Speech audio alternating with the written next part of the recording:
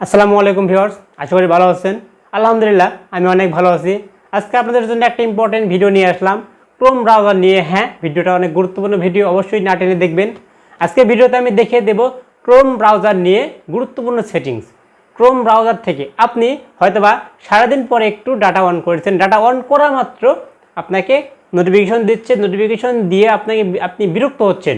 আপনি এত নোটিফিকেশন আসছে ক্রোম ব্রাউজার থেকে, এত নোটিফিকেশন আসছে যে আপনি ফোন টিপতে পারছেন না, ফোন স্লো হয়ে গেছে। এরকম আমারও হয়েছে। আমি যদি ডাটা অন করতাম, ডাটা অন করা মাত্র শুধু কি ক্রোম ব্রাউজার না, এরকম অনেক অ্যাপস আছে, বিভিন্ন অ্যাপস থেকে নোটিফিকেশন এসে আমি বিরক্ত হই।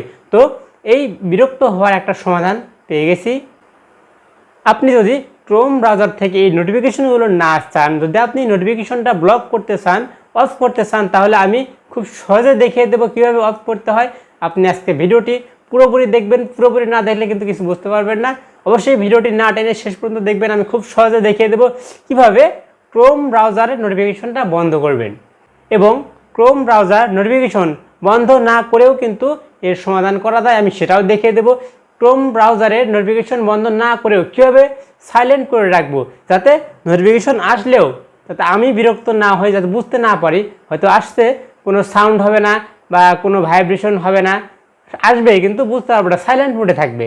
তো আমি খুব সহজেই দেখিয়ে দেব। তো ভিডিওটি অবশ্যই শেয়ার করে, বেশি বেশি শেয়ার করে অন্যদের দেখার সুযোগ করে দেবেন। এবং যারা এখনও আমার চ্যানেলটিকে সাবস্ক্রাইব করেননি, অবশ্যই আমার চ্যানেলটিকে সাবস্ক্রাইব করে বেল বাটনটি বাজিয়ে দেবেন, তাহলে আমার নতুন নতুন ভিডিও সবার আগে আপনি দেখতে পারবেন। চলুন কথা না বাড়িয়ে ভিডিওটি শুরু করি।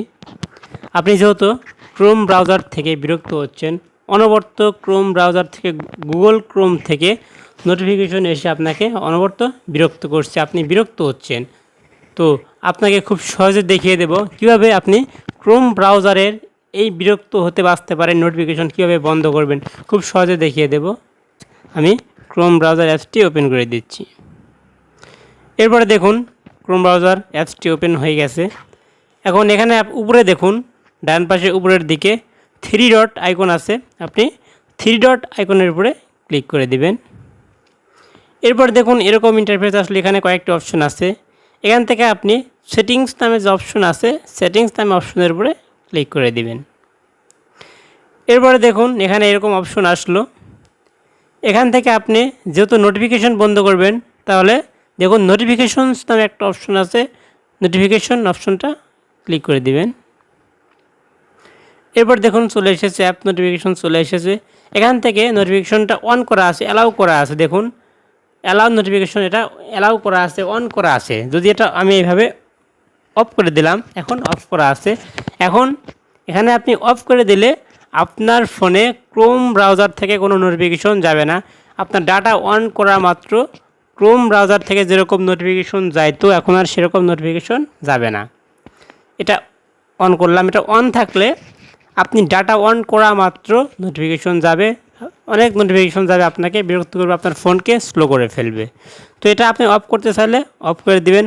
আবার যদি চান যা অফ করব না, আমি নোটিফিকেশন সাইলেন্ট করে রাখবো, তাহলে দেখুন আমি সাইলেন্ট করে রেখেছি। এটা উপরে দেখুন, এখানে যদি ক্লিক করি অ্যালাউ সাউন্ড অ্যান্ড ভাইব্রেশন, এখানে ক্লিক করে দিলাম, তাহলে এখন সাউন্ড এবং ভাইব্রেশন দুইটাই হবে। নোটিফিকেশন আসলে আমি সাইলেন্ট করে রাখলাম।